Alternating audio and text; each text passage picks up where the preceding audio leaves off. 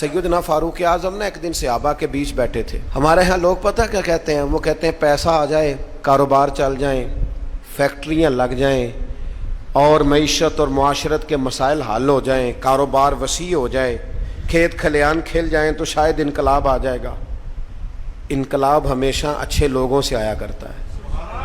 فیکٹریوں کے بہتر ہونے سے زیادہ ضروری یہ ہے کہ قوم دیانتدار ہو جائے۔ کاروبار تو چل ہی جائے گا لیکن اس سے پہلے ضروری یہ ہے کہ لوگ جد و جہد والے ہو جائیں، اخلاق والے، عبادت والے ہو جائیں۔ حضرت عمر بیٹھے تھے صحابہ کے درمیان، فرمایا بھئی اپنی اپنی خواہش کا اظہار کرو۔ تو ایک صحابی کہنے لگے میرا دل کرتا ہے میرے پاس بہت زیادہ سونا چاندی ہو، سارا اللہ کے راستے میں خیرات کر دوں۔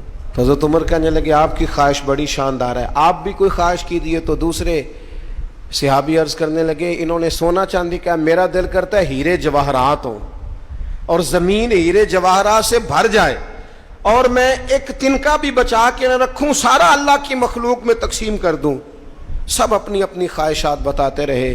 حضرت عمر رضی اللہ تعالیٰ عنہ فرمانے لگے تم سب کی خواہشات بجا ہیں، لیکن اگر مجھ سے پوچھو نا تو میرا دل کرتا ہے زمین بھر جائے حضرت معاذ ابن جبل جیسے لوگوں سے، میرا دل کرتا ہے زمین بھر جائے حضرت ابو عبیدہ بن جراح جیسے لوگوں سے، میرا دل کرتا ہے زمین بھر جائے حضرت سالم مولا جیسے لوگوں سے، میرا دل کرتا ہے ان جیسے لوگوں سے زمین بھر جائے اور میں ان سب کو اللہ کی فرما برداری کے کاموں میں لگا دوں۔